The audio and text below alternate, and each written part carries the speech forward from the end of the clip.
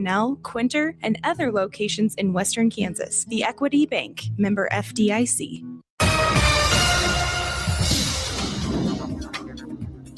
A winter-like start this morning with temperatures in the single digits and teens and wind chills 0 to 10 below. By the end of the week, we will be talking about record-breaking high temperatures in the upper 80s to around 90. This afternoon, northwesterly winds around 10 miles per hour will shift to the south, and under sunny skies, highs will warm into the lower to mid-40s. Lows will be in the 20s, and tomorrow, west-northwesterly winds will get a bit breezy, 15 to 25 gusts and 35 miles per hour, and warm highs into the mid-70s. Could cause some blowing dust, and lows will be more mild around 40. Wednesday through Saturday, a heat ridge over the Great Basin will expand into the area to record-breaking high temperatures. Skies will be sunny. Highs Wednesday and Thursday will be 80 to 85, and Friday and Saturday in the upper 80s and low 90s. Fire weather conditions can be elevated on the breezier afternoons Wednesday and Friday. This meteorologist Chris Stromick, the NWKS Radio Weather Center. Get ready for the 10th annual Schilling Cattle Production Sale. That's happening Wednesday, March 25th at 1 p.m. Central Time in Brewster, Kansas. We're selling 50 Angus bulls, 2 Linflex bulls, and 20 Angus heifers. Big, stout, performance-driven cattle with an excellent selection of Calvin East bulls. You can check out the cattle on Facebook at Schilling Cattle and watch the sale live on DV Auction. Come see great cattle, meet great people, and enjoy some fantastic food. Mark your calendar now for the Schilling Cattle Production Sale on Wednesday, March 25th. Looking for insurance that actually puts you first? At the insurance agency in downtown Goodland, we're independent, which means we work for you. Whether it's auto, home, crop, or business, we shop top carriers to get you the best coverage at the best price. No pushy sales, just honest advice from people who live right here in your community. Give us a call today at 785-899-5011 or stop by 1020 Main in Goodland and let's get you covered. The Insurance Agency. Insurance the way it should be. The days are getting longer, the roads are calling, and it's a great time to upgrade your ride at Hurl Chevrolet GMC in Goodland. Right now, get 1.9% APR for 36 months on a 2026 GMC Terrain, the perfect SUV for wherever the road takes you. Need a truck? Take advantage of up to $7,000 in rebates on a 26 GMC Sierra 1500 with eligible trade-in. And for serious capability, get $500 bonus cash on a new 2026 GMC 3500. See the full lineup today at Hurl Chevrolet GMC in Goodland or online at hurlchev.com. Need a porta potty or septic pumping in Northwest Kansas? Call Topside Portables and Pumping, your local family-owned crew. They've got clean, reliable toilets for weddings, farms, and job sites, plus full septic services, RV waste, fertilizer tanks, and more. Available 24/7, because when nature calls, they answer. Call 785-728-8089. That's 728-8089. Topside Portables and Pumping. Reliable, local, clean. At Ray Community District Hospital and Clinic, they believe in promoting healthier living through compassionate quality care. From state-of-the-art maternity care to life-saving emergency services, their dedicated team is there for you and your family. Whether it's managing diabetes, navigating recovery, or receiving specialized treatments, they're committed to your well-being. Discover the difference a community-focused hospital can make. Visit rayhospital.org today to learn more. Ray Community District Hospital and Clinic. Your health, our priority. When you're looking for great food and friendly hometown service, make it Traditions Restaurant in Goodland. Open Wednesday through Sunday, Tradition serves up classic comfort food favorites, daily specials, and hearty meals made with care. From lunch to dinner, you'll enjoy fresh ingredients, generous portions, and a welcoming atmosphere every time you stop in. It's the perfect spot for family meals, lunch breaks, or catching up with friends. Join the Tradition at Traditions Restaurant, proudly serving Goodland Wednesday through Sunday, where good food and great traditions come together. You ready? Ready? 1, 2, 3, 4! It's time for the Morning Blitz with Ross Volkmer. I'm old, I'm white, and I don't understand any of it. The High Plains only local sports talk show, broadcasting live on Goodland's Rocket 102.5 and video streaming on YouTube, Facebook, and X. Sky is everywhere. Covering it all from the preps to the pros. Right side throw, touchdown! Kansas City! The Blitz is presented by Hurl Chevrolet GMC, Hoover Lumber Ace Hardware, and F&B Bank, along with Pestaway LLC, Topside Portables and Pumping, Equity Bank of Hoxie, Quinter, and Grinnell, and the Insurance Agency. Let's go to work. Steps through, cuts through the paint, kicks to McDowell. He wants a three. He'll get a three. Jamari McDowell, a corner pocket three ball. To Johnson, handoff Godot with 6, drifting right corner, guarded by Rapp, over Yaks, right wing 3 for the win. Oh, yeah! Yes, sir. First pitch to him. Line drive, base hit center field. Here comes Sanderson to score. Buck to follow. Welcome to 2026 Red Stokes. It's black magic here in the bottom of the ninth.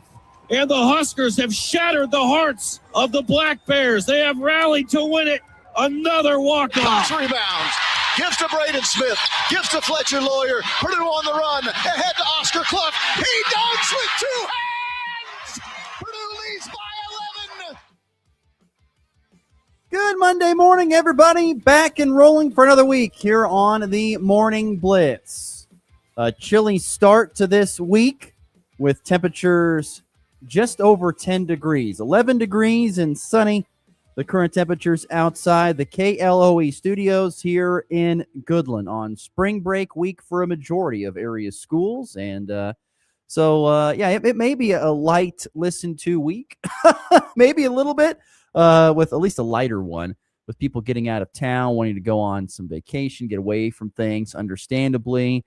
Hope everyone's doing okay after this crazy past weekend, no matter if it was, of course, the cooler temperatures today, but the winds yesterday that just blew like nobody's business, but we're used to it by now. Hope everyone is doing all right and ready to dig in here for another week. We got a full show ahead today. We will be talking with Steve Mark of Inside Nebraska basketball, along with Kansas basketball. Got their orders on where they will be going and who they will be playing in the first round of the NCAA men's basketball tournament. We will get to that coming up in segment number 3 today. That's right. Working with the schedule of Steve, he had to go to segment 3 today. So that'll be about quarter till, about 7:45 Mountain, 8:45 Central Time. We'll have Steve Merrick on to talk about what's going on with Nebraska basketball heading into the NCAA tournament. We, of course, will have weekend winners and losers coming up here in a little bit, and we will get to our leftovers and a picks of the weekend recap coming up on today's program. As always, the F&B Bank text line is open at 785-899-2222. If you'd like to be part of the Morning Blitz, you are welcome to do so that way. We'll get to those comments and stuff throughout the show. Programming note for those who are curious. I made the comment might have been actually last week or 2 weeks ago. I said if Nebraska basketball made it to Oklahoma City for the NCAA tournament, I would be going.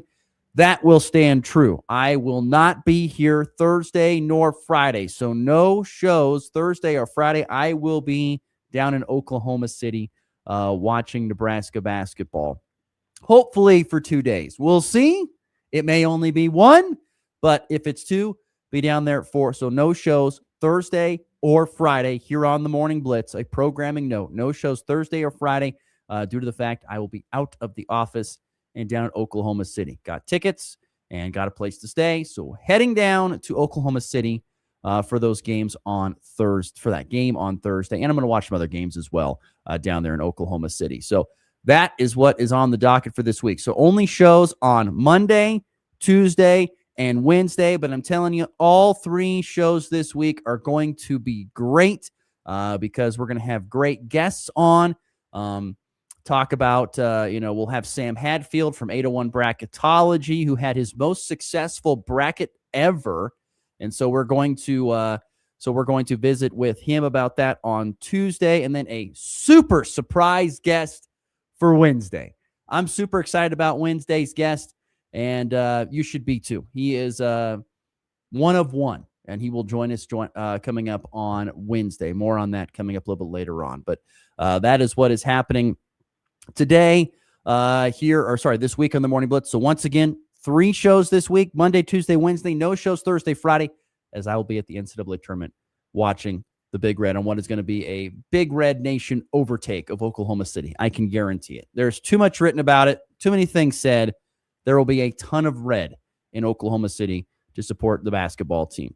So we've got all that coming up here on today's program. Like I said, EpiBank text line is open at 785-899-2222. If you want to be part of the Morning Blitz, hit me up with your thoughts and comments.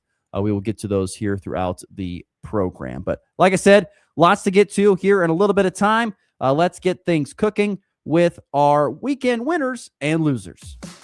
There are two kinds of people in this world. There's winners and there's losers. Which ones were which this past weekend? I want winners. Loser! You're a loser! It's the weekend's winners and losers on the Morning Blitz. You want to be a winner, be a winner.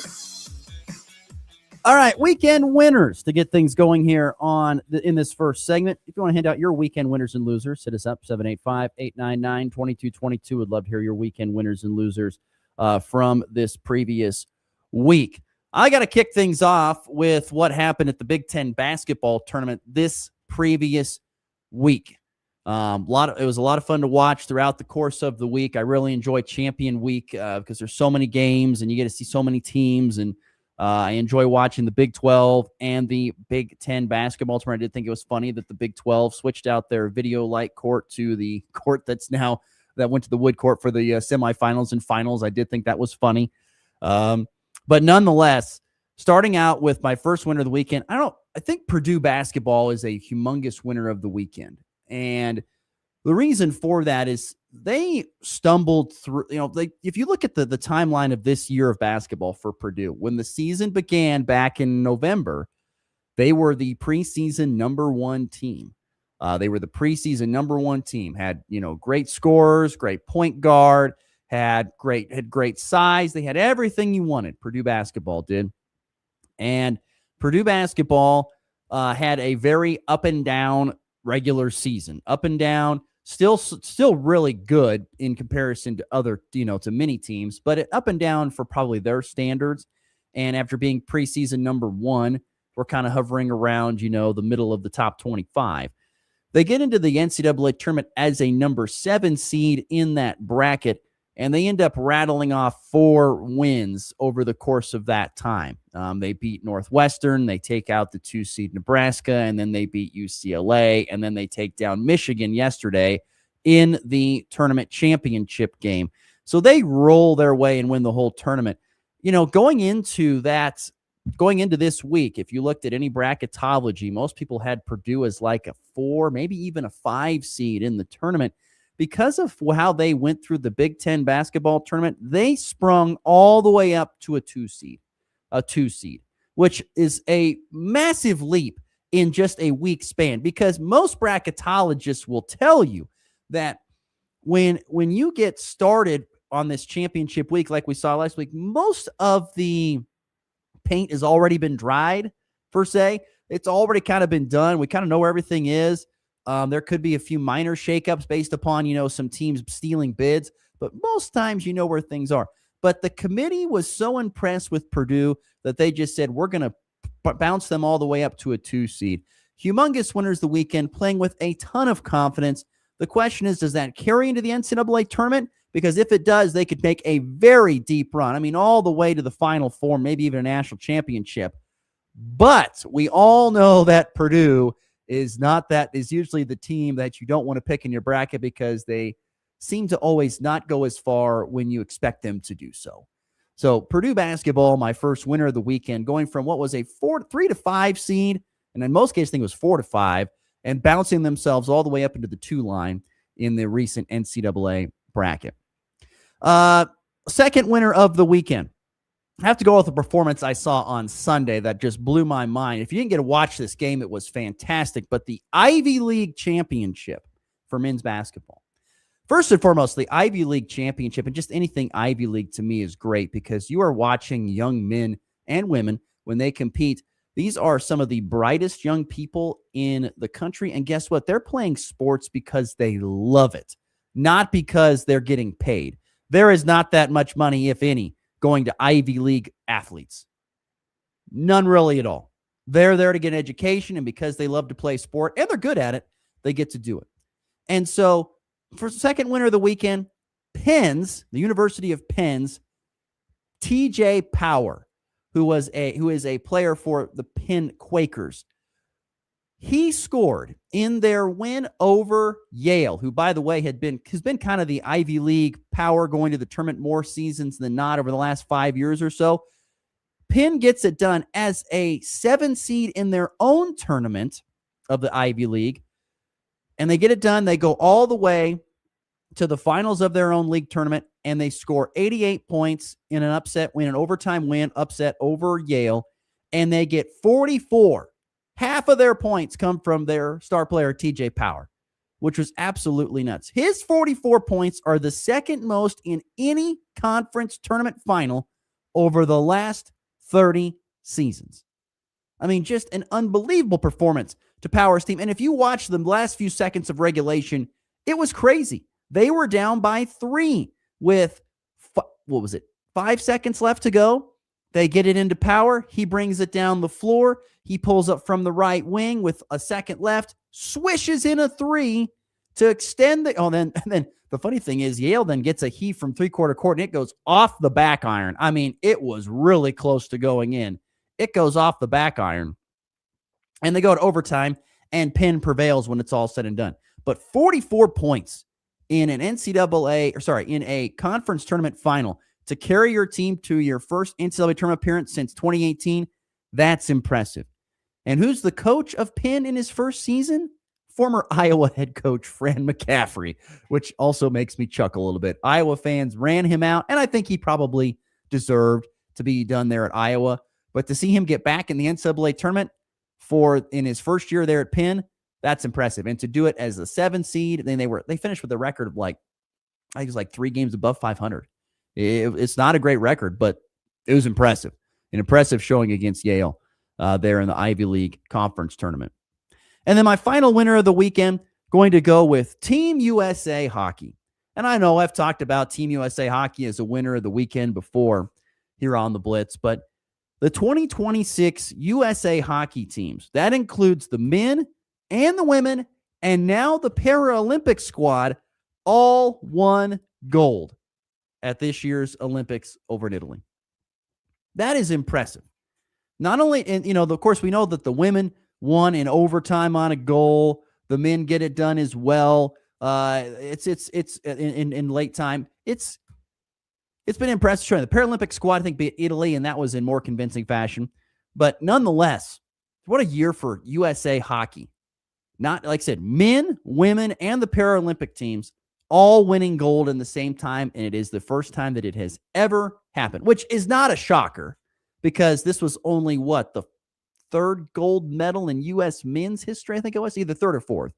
And so it's not a surprise that it hasn't happened all in the same year. That's just an amazing feather in the cap to USA Hockey in general.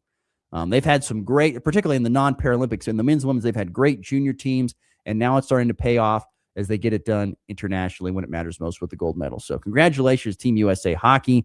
Men, women, and Paralympic all winning gold this year at the 2026 Olympics. It's the first time it has ever been done in the same year. So very cool story there. So my winners of the weekend, once again, Purdue basketball, Penn's TJ Power, and Team USA Hockey. My winners of this previous weekend. Let's see here. Let's see if the FNB text line. Nope, nobody yet has anything on a winner at least. So let's transition into losers. Losers here on the Morning Blitz. Weekend losers. I don't want to say this. I mean, he's kind of is a loser, but he's put in a predicament. This is my first loser of the weekend. I'm going to go with former Auburn head basketball coach, now CBS television analyst Bruce Pearl. Is my first loser of the weekend. If anybody watched the bracket reveal show, particularly at the end of the bracket reveal show, when they go through okay, here's the last 4 teams that got in, and here are the first 4 teams that were left out. And of course, his team that he decided to leave in pretty much August and leave it in the hands of his son, Stephen. Auburn was one of 4 teams that was on the first 4 out. And of course, they go around the table and they ask, all right, guys, what stands out to you? And of course, Bruce Pearl's going to bring up, well, the thing that stands out to me is Auburn played an extremely tough schedule. They won 3 games against 3 conference champs. I think they beat St. John's and Florida, and there was another one that they beat. I forget what the one was. They beat these 3 conference champs, and they don't get in, and SMU gets in, who had a horrific road record and all this stuff. They just heat it up for him to just go off and pander on about his own son and his former team and former players that he has on that roster that he was coaching 8-10 months ago. So whether you want to blame Bruce Pearl or blame CBS, I don't care. You got to blame someone because that was not a great look. It was not a good look. You can't be going out there and just pandering about what your son did and all this stuff because you've got too much skin in the game. You can't go and do that. You have to try to keep it between the lines. Could you have said something along the lines and then they got to ask the committee chair, each got to ask him one question after that. And what did Bruce ask? Bruce, what was the difference? Or what was the guy's name? Or, sir, what was the difference between Auburn getting in and SMU getting, what was the defining factors and all that stuff, which are fine questions. But once again, it just felt kind of icky that he was the one asking those questions. It just felt all he cared about was the fact that his son's team got in the tournament. And look, I get it. You want to have the best success for your own kid. Totally understand that. But this year was not a good year for Auburn. It was not. They finished with a record that was, 3 or 4 games above 500. They were knocked out early in the SEC tournament. Everything that Bruce Pearl, I thought, said when it came to that topic, or he had a chance to just kind of take the conversation where we wanted to go, he took it right there. And I did not like that at all. So whether you want to blame CBS or Bruce Pearl or a combination of the both, it was not great. You could bring it up maybe once, but his just continuous discussion and pandering for Auburn and his son and on the NCAA selection show yesterday, I thought was just icky. Didn't like it. So Bruce Pearl, a loser of the weekend. And I'm kind of glad Auburn didn't get in. Still somehow, some way, the SEC got more teams in than anybody else. And that I don't quite understand. I got to do some more diving into the bracket and see who got left out and who maybe should have gotten brought back in. Or the SEC had 10 teams that got in, and then I think the Big 10 had 9. I think maybe the Big 12 had 8 or 9. But, I mean, the SEC had a down year, yet they still found a way to get 10 teams in. Got to go looking at that. That just seems a little ridiculous to me. I'll have to dig deeper in that for tomorrow's show. So, Bruce Pearl, loser of the weekend, number 1. Second loser of the weekend, going to go with Colby Community College baseball. Another rough weekend for the Trojans, unfortunately, who have now seen their losing streak stretch to 9 consecutive games. The Trojans really, really struggling when it comes to allowing runs, unfortunately. Colby is allowing over 14 runs per game in Jayhawk Conference games. 14 runs per game. It has been a very tough start to conference play and really tough start to the season for Trojan pitching, allowing over 14 runs per game. In fact, their conference ERA is 16.66 on earned run average. So you look at some of the scores that they're competing in, and don't get me wrong, they've got some pretty good offensive numbers. I mean, they're putting up decent numbers. When you look at this losing streak, for example, if you go back to the beginning of the losing streak, so they've lost 9 in a row. They're 0-8 in conference play to begin conference play. I know they've played 2 good teams in Hutch and Butler, so I don't want to say they haven't played anybody bad, but you look at the runs allowed in conference play: 12, 9, 11, 24, 11, 21, 11, 14. You're not going to win many baseball games if you can't keep it at least at a single. They talk about crooked numbers, in baseball. If you allow one run, all right, that's fine. If you're allowing 2 crooked numbers, that's a problem. And so they've got to get some things worked out on the pitch staff. They're scoring runs. I mean, they're able to get 14 and 10 and 10 in some of these games, but it's hard to overcome when you're allowing 14, 11, 21, 24. I was looking at the defense. They're only averaging about an error a game so far this year. So it just comes down to guys just not missing barrels and getting absolutely lit up, unfortunately. That's just kind of the way it's been at this point in time. So Colby Community College baseball on the 9-game losing streak. Unfortunately, they had a tough weekend as well. And then my final loser of the weekend before we get to break, I'm going to give K-State baseball Their final inning of the weekend is the loser of the weekend. K-State baseball had an amazing weekend. We all know how great they have been. I think they were 13-4 going into this weekend. They are 15-5 as we sit here on this Monday morning. But get this. Houston, who, by the way, I mentioned this on the show Friday, had a team ERA of top 3 in the Big 12. It was one of the best ERAs in the Big 12 going into conference play. They had really good ERA, their pitching staff. Kansas State goes out and absolutely hammers Houston in the first 2 games. In fact, if you add up the score through so there's of course 9 times 3 is 27. So you threw that would be 3 games. Through the first 25 and a half innings of this 3-game series, K-State outscored Houston 42-14.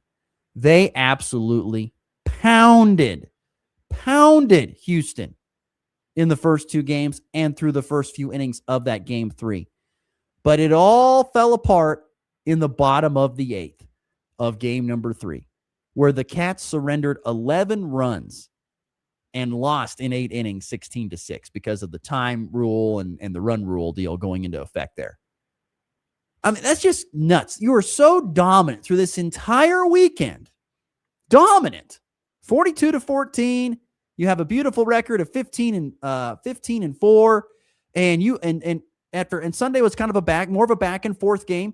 But you know what? You were right in it there. The tie was tied at 5, I think the top of the 8th.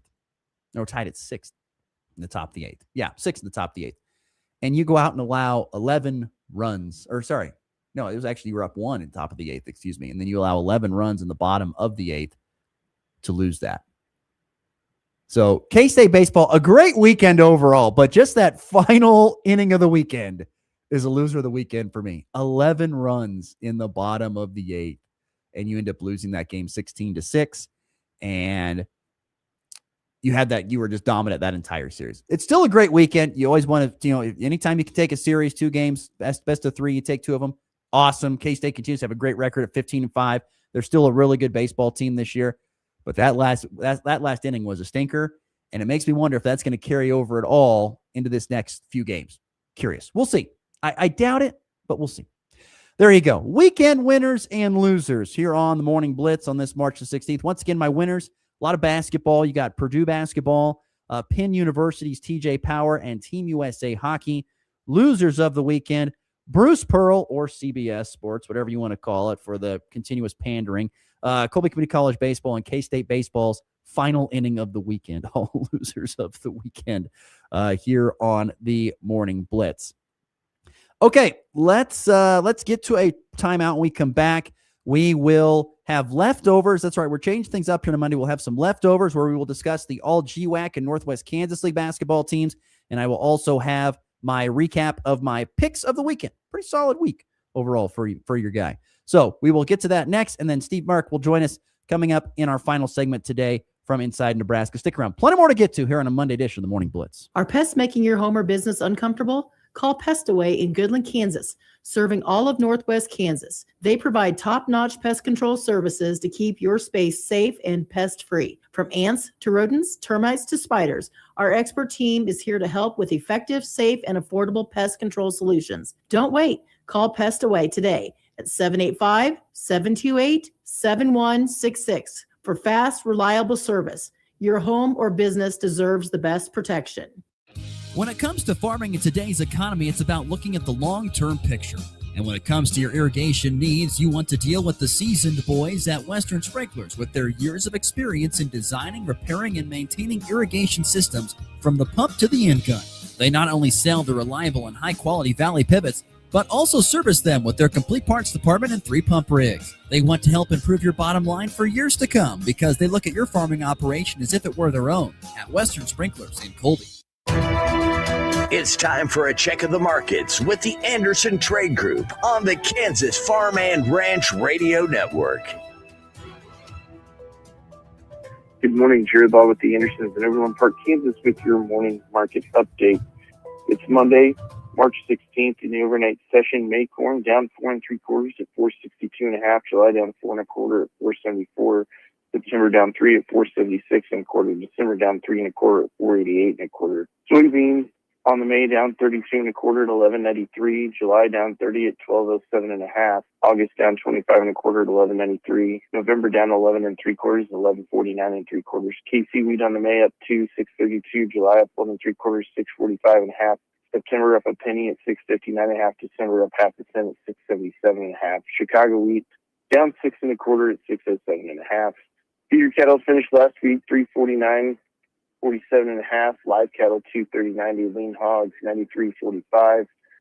Crude futures down 3.29 a barrel at 95.33. Gold futures down 51.50 an ounce, 5,001 even.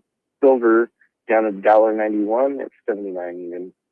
U.S. dollar index down 6 points at 130.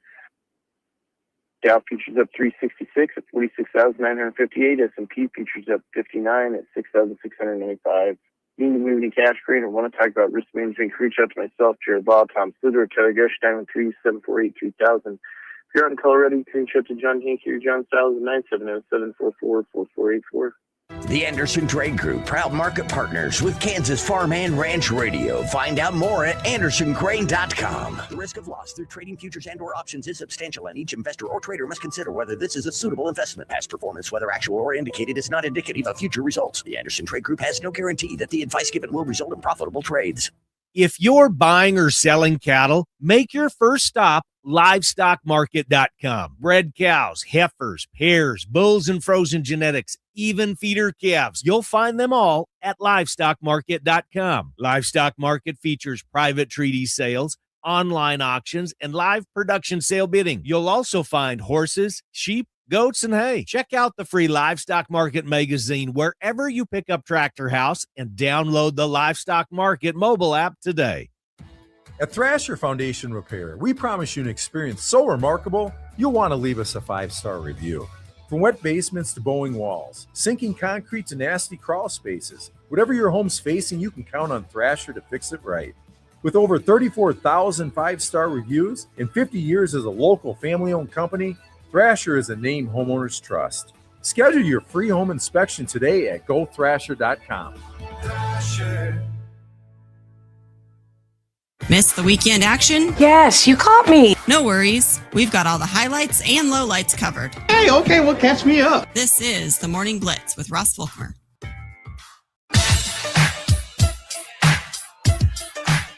7:35 Mountain, 8:35 Central Time on a Monday, March the 16th.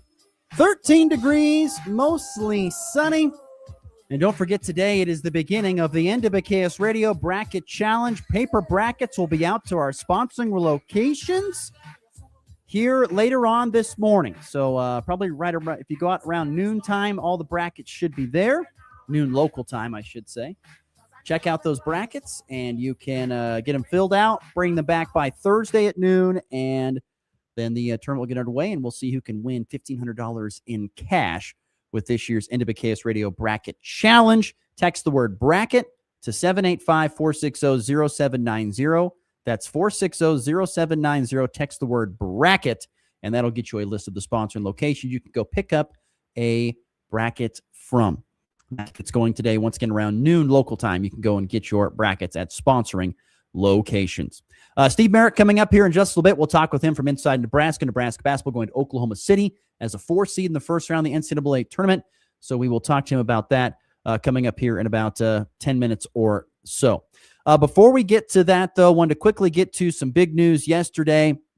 So as the basketball season came to an end for some area teams with the state tournaments, which, by the way, a quick shout out to all the state, to a couple of regional teams. Holcomb girls finished 4th place. They lost to Halstead in the 3rd place game, and Hugetson boys finishing in 3rd place. They beat Atchison 69-53. They had good finishes to the season. Your state champs in girls, Shawnee Mission South, St. James Academy, who beat Hayes by 1. That was a heartbreaker. Hayes played so hard. It's kind of pulling for them. Hayden won 4A. Silver Lake getting it done at 3A. Finally, Little River, Sacred Heart in 2A. Little River 1A D1. Lynn 1A D2. Your girls champs. Boys champs. Olathe North in 6A. I love Coach Olding. He's hilarious for Olathe North. Visit with him before. Bonner Springs in 5A. Baldwin at 4A. Wichita Collegiate gets it done in 3A to the chagrin of some people around here. 1A D1, Beloit, St. John, Tipton. Tipton gets the win, and Hanover, the winner in 1A D2. Your Acacia State basketball champs from this past weekend. But like I said, here on segment number 2, wanted to get to the all-league teams that were released yesterday, and saw that, I should say, let's try this again. I don't like this. Let's try this one more time. Hopefully, if I can get this to work. I don't know. There we go. Okay. The all GWAC teams, it's on the Hurl Chevrolet GMC video stream. If you want to check it out right now, you can check it out there. But yeah, you're looking at the what's going on in that part of the neck of the woods. First team selection for all GWAC girls we'll do the girls team first. First team was Jaylee Wickwer. She was the player of the year. Behind her, teammate Isabella Galliard, and then Amiley Lewis of Hugoton, Shaylee Holstmeister of Colby, Hope Bierman, and Libby Cure of Goodland, also making the girls' first team for all GWAC basketball. Second team girls, Piper Fox, Delilah Galliard. You had Malia Ruda with Emily Tinoco, Harper Vaughn of Colby, and Allie Cure, all in the second team for all-league basketball. And then honorable mention, all-league basketball for the ladies this year in the GWAC, Lauren Linton of Goodland, Peyton Gentry. You had Madison Williams, Iris Belli Alvarado, Sadie Cheney of Colby making the honorable mention, and Tegan Escom making the honorable mention list there for the girls. Not surprised really at anything. I think the people that maybe I was a little surprised that Goodland got 2 girls on the first team, maybe a little bit. But at the same time, looking at the other, I think that's probably pretty much about right. Shaylee Holstmeister deserved to be a first team selection, and player of the year was, I don't know, I think that was kind of up in the air through most of the year, and Jaylee Wickwer gets it at the end for her performance late down the stretch. You look at the boys side for the GWAC. This is where it's interesting. Jordan Jones, Colby was a first team selection and the player of the year, and probably should have been. That Colby team does not have any type of the success that they had without him. He was fantastic. He led the league in scoring at over close to 25 points per game. He was amazing all season long. Was Jordan Jones, no doubt deserving of the player of the year in the GWAC. He was first team selection. Also joining on the first team, Brody Deniston of Holcomb, Hugoton's Cameron Rosas and Gavin Salazar, both very good. Holcomb's Aiden Brown and Ulysses's Julian Mraz, making the boys' first team there. Second team is where you find Goodland's Braylon Mole, as well as Scott City's Junior Meza and Avery Radke. Goodland's Connor Collett in his first varsity season gets a second team selection. Cimarron's Cade Sunday and Colby's Josiah Hoppy making the second team. And then honorable mention list included Corbin Johnson of Holcomb, Miguel Hernandez of Hugoton, Jonas Mock of Hugoton, Stryker Berglund of Ulysses. You also had Adrian Adigan of Hugoton and Austin Sullivan of Holcomb, the honorable mention list. A lot of Holcomb, no surprise. And I think maybe the biggest, I don't want to say it was a surprise. It was a surprise to not see Goodland's Braylon Mole on the first team for how good of a year he had. I was not surprised to see Connor Collett get a second team. I think was perfect. He was great all year. Besides a few dips here or there, but that's all right. He's for a consistent point. He was very good all year. Braylon Mole was great all year and probably deserved a first team honor, but he was in a mix of. When I look at the boys' side, there were a lot of really, really good players. Maybe not a lot of great players, but a lot of really, really good players. And so, if you throw Mraz and Mole and Salazar and Deniston and those type of guys, the guards, you could kind of shake that up and roll it out again, and Braylon could end up on the first team. He really could. But yeah, Braylon Mole, second team, easily could have been a first teamer, but I get it. There's only so many spots on the first team. And he's kind of like in the same category as a lot of those guys on the first team, and those are the guys that got more votes, it looks like. Mentioned Colby, also had Josiah Hoppy making the second team. I thought he deserved it. He was a phenomenal player this year. Big guy that had great hands around the basket, really did well. So he deserved a second team mention as well. So like I said, there's your all GWAC teams from this previous basketball season. Congratulations to all those that earned an honor. Also yesterday, I saw that the Northwest Kansas League released their 25-26 first, second team honorable mention. Roll through those real quickly. Your first teamers for boys included Greeley County's Braxton Mangan, Tyler Osmeyer of Decatur County. You had, I'm trying to pull up this guy. Let's see. I have it written down in my other notes. I can't quite read it on my graphic, unfortunately.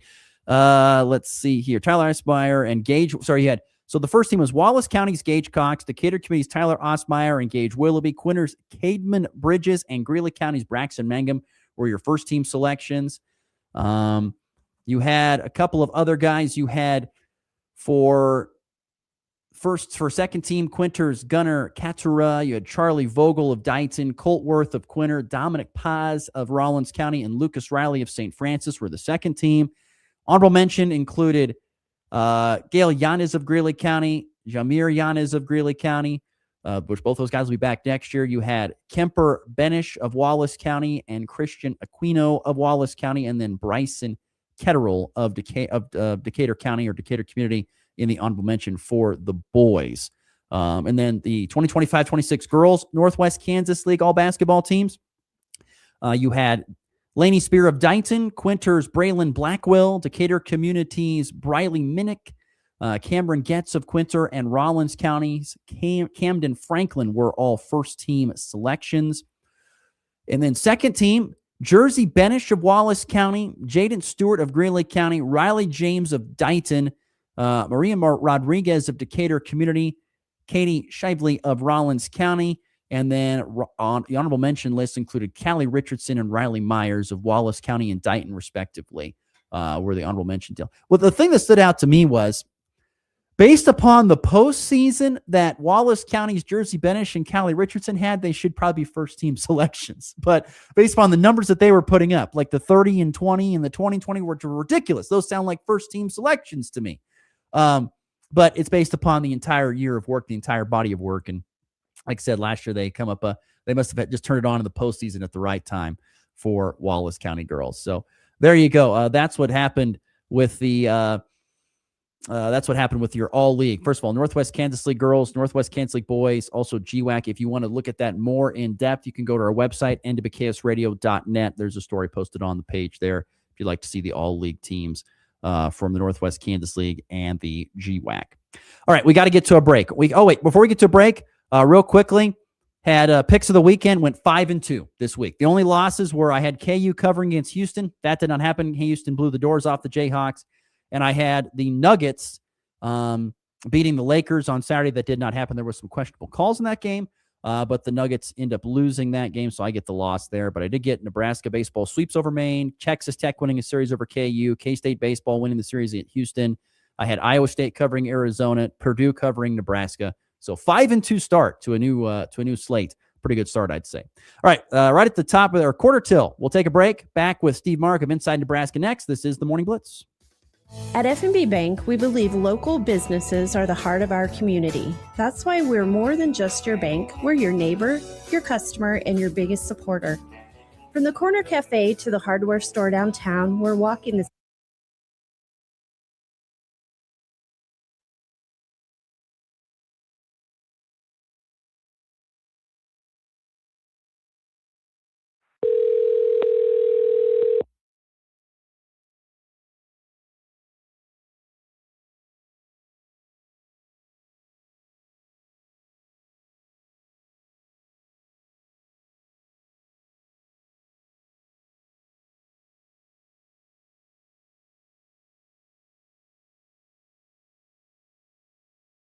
at Outdoor Living Essentials. And remember, if you need it, Hoover Lumber-Ace Hardware probably has it. They even have milk. Hoover Lumber-Ace Hardware in Goodland and Colby, your place for just about everything. The days are getting longer, the roads are calling, and it's a great time to upgrade your ride at Hurl Chevrolet GMC in Goodland. Right now, get 1.9% APR for 36 months on a 2026 GMC Terrain, the perfect SUV for wherever the road takes you. Need a truck? Take advantage of up to $7,000 in rebates on a 26 GMC Sierra 1500 with eligible trade-in. And for serious capability, get $500 bonus cash on a new 2026 GMC 3500. See the full lineup today at Hurl Chevrolet GMC in Goodland or online at hurlchev.com. Get ready for the 10th annual Shilling Cattle Production Sale. That's happening Wednesday, March 25th at 1 p.m. Central Time in Brewster, Kansas. We're selling 50 Angus bulls, 2 Limflex bulls, and 20 Angus heifers. Big, stout, performance-driven cattle with an excellent selection of Calvin Ease bulls. You can check out the cattle on Facebook at Shilling Cattle and watch the sale live on DV Auction. Come see great cattle, meet great people, and enjoy some fantastic food. Mark your calendar now for the Shilling Cattle Production Sale on Wednesday, March 25th. From the headlines to the highlights. It's good! The Wildcats are champions of the Big 12! This is the Morning Blitz.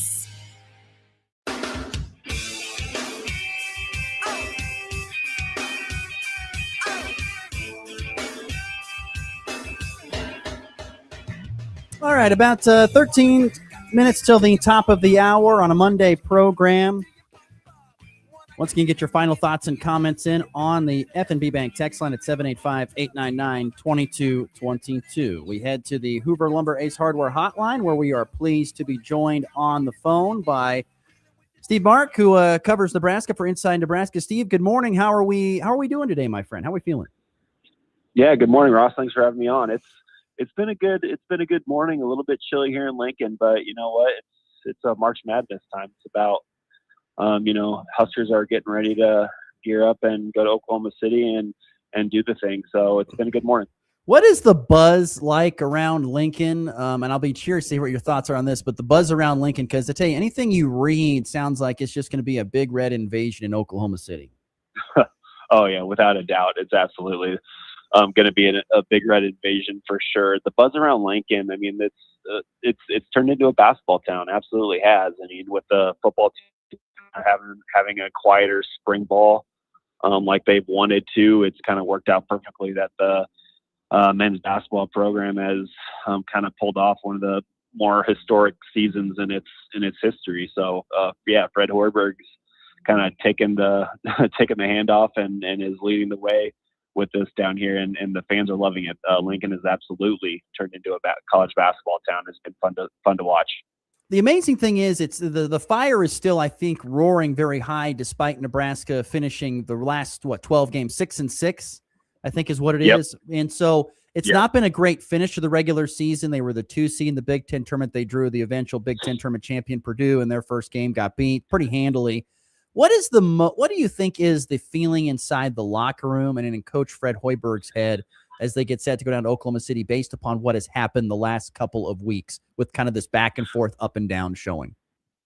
Yeah, well, you're absolutely right, Ross. It's so the vibes are, they did not, like you said, they did not end the season how you would want to end. If you're heading into the NCAA tournament, they are not playing their best basketball right now. And they're coming off that just beat down by Purdue again. It kind of just seemed like the same story, different chapter in Chicago, which I was down there for it. They just, did not have an answer for Oscar Clough and Purdue's physicality. So there's a bad taste in everybody's mouth. Absolutely. I feel that. And, everybody's just kind of wondering about what Troy's going to do, how they're going to play. They're wondering about the size and physicality that those guys play with down there. So, you would obviously like to have the team playing better than it is right now down the stretch, right before the most important game in program history. But, to be honest, I think the team is battling a little bit of confidence issues right now. The physicality aspect of the game. I mean, the basketball games are only going to get just more tougher and challenging, and the physicality is going to be even more, of a trait that Nebraska needs to figure out right here. So I think the mindset of everybody is just, okay, we need to regroup. We need to go down there and start playing the way that they have, like in the first 20 games of the season.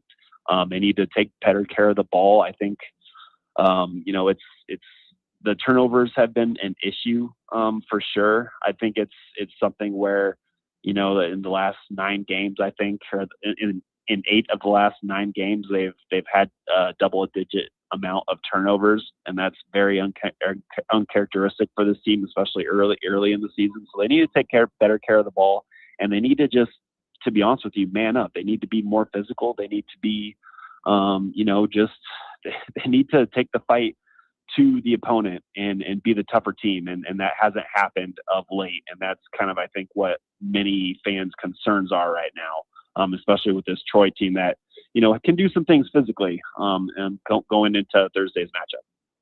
We're visiting with Steve Mark inside Nebraska, talking Nebraska basketball's first-round game. The 4-seed Oklahoma City is where they'll play against the Troy Trojans, Sun Belt Conference champs. You mentioned, during that first 20 games, what's the difference between the first 20 games and the last 12, in your opinion? I mean, you talk about, physicality, but it's almost like as if Nebraska basketball is kind of riding on like a magic carpet or something during those first 20 games, and then these last 12, it's been a real struggle.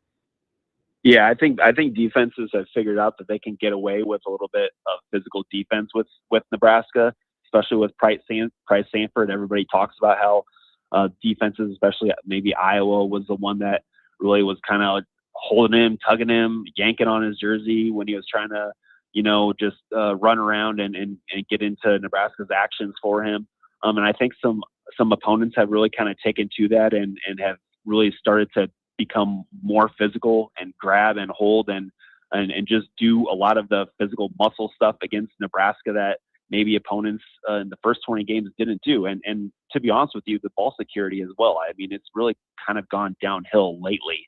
As I mentioned, in 8 of the last 9 games, they've turned the ball over 10 times, or at least 10 times. So it's finding a way to adjust to an opponent's physicality that they're playing with, as much physicality as the referees are going to let them play. And then also the ball security. You have to absolutely take better care of the ball. They were doing that in the early part of the season. They were one of the best teams at limiting turnovers. But in this stretch down the stretch here, it's just not been the same. So I think opponents are kind of being more physical with them, and I think Nebraska is getting sped up a little bit, and they're kind of making some bad decisions when they have the ball in their hands, and I think opponents are taking full advantage of that. So those are the two things that kind of stick out to me is physicality. Nebraska, I think, nobody can really argue that Nebraska is really kind of a finesse team, and they run a pretty offense, and they can score the ball if the threes are hitting. But when it comes down to it, if the 3-point shot is not falling, they're not really that physical of a basketball team. And then, just the ball security and taking better of the ball. It's taking care of the ball. It's just not been as crisp as it was earlier in the season. And I think that's because opponents are kind of speeding these guys up a little bit and making them, make more mistakes than we're all kind of accustomed to. Kind of give us a quick scout on Troy. What's one thing that they do really good that should concern Nebraska, but one thing that maybe Nebraska can take advantage of, and how much of an advantage of it is Nebraska just getting outside of conference play and playing a team that doesn't see them very often? Yeah. So the things that stand out to me, I'm kind of still in the middle of looking up these guys, but I do know that they crash the offensive glass really hard, and they defend the perimeter really well. So they are 55th nationally in offensive rebound rate. So they're grabbing almost 35% of their misses. And if you look at Troy's starting lineup, they go 6'9", 6'8", 6'7". So they're not an overly huge, really tall team, but they do have some big forward type bodies, and they're pretty athletic. Thomas Dowd is one of their leading scorers, and he's 6'8", 225 pounds. He is springy. He is athletic. He is full of emotion. He's going to be one that Husker fans need to be aware of. Troy, they aren't really shooting the ball well this year, but I think they kind of recognize that, and those guys are a bunch of dogs when the ball is in the air and they go get that thing. So the offensive glass is going to be something that's very important to Nebraska. Rebounding is always important, but winning the rebound battle against Troy is going to be very, very important, in my opinion, just because of the effort. I was watching their Sun Belt Conference championship game against Georgia Southern last night, and they just attacked that offensive glass and want to get every rebound and get those extra possessions. And obviously, as of late, that's kind of been Nebraska's weakness is, just rebounding and getting a body on guys and keeping them off the glass. So if Nebraska can keep these guys off the offensive glass and limit them to one possession, I think the Huskers' chances at a win go way up. And then obviously defending the three. Troy is one of the better teams nationally in defending the three. They are holding opponents to around 31% from 3-point range, 32%. So that's going to be another thing, especially with Nebraska. We know that their offense, we know that their 3-point shot is really important to them and how they operate. So, it's going to be interesting to see how, Nebraska attacks Troy's defense and how good Troy is at defending Nebraska's actions, especially with, trying to get Price Sanford some open looks and guys like that. So, crashing the offensive boards, Troy's pretty good at, and then they're also pretty good at defending the three. So those things are going to be top of my mind when Troy and Nebraska tip off at 11:40 a.m. on Thursday. So it's just in my opinion, going into this thing, it's a confidence thing with these guys. I think they were kind of beat down by Purdue in Chicago, and everybody needs to regroup and to just take better care of the ball. If they do that, I think that's going to go a long way. So the confidence thing with Nebraska is where my attention is going to be as well. Steve Marker, I guess, Unsaid Nebraska. 30 seconds, Steve, your final question. Is Troy a good or a bad matchup? Because it all comes down to matchups for Nebraska here. And for any NCAA tournament team, is it a good or a bad matchup? Yeah, I think it's a bad matchup. If I had to pick one, I think it's a bad matchup. I do think Nebraska is going to win, but I could see it being pretty close at halftime before Nebraska ultimately pulls away in the second half. But again, you look at Troy and what they have. They're getting their starting center back. He's had a really good season as well. He's coming off injury, so they're going to have some bigger bodies to box out. That's really where my mind is at right now. Just get a body, get the rebounds, and go. And I think that Nebraska's going to be just fine. Steve Mark, Inside Nebraska. Steve, thank you so much. Really do appreciate the time squeezing us in today with your busy schedule, and safe travels down to OKC. Yes, thank you so much, Ross, for having me on. Once again, great stuff there from Steve Merck with Inside Nebraska. All right, we got to get to the walk-off here and wrap up a show here on a Monday. We're already up against the clock. Here we go. High drive, deep left, grand slam! And back lifts his ball high, deep to right. How about a walk-off Gray? Thomas to the 10. Denver's going on the New England. They win it on the first play of overtime. Mahomes swings it. It's there. Hardman. Jackpot. Kansas City. Larry chiming in late on the F&B Bank text line. He says, not sure how you have K-State loser for allowing 11 runs in an inning, but not mentioning KU not making a basket in the first 8 minutes of the second half on Saturday. True, Larry. Did forget about that. There's a lot of things that happened, Larry. I can only see and remember so much, Larry. But I appreciate you bringing that to the forefront. That was a bad showing for KU, who, by the way, is a 4 seed. They are in San Diego. They take on Cal Baptist, I believe, is who they play. Or no, is it UC Irvine? I think it's UC Irvine in the first round of the tournament there for the Jayhawks. We'll dive more into that here on our shows later on this week.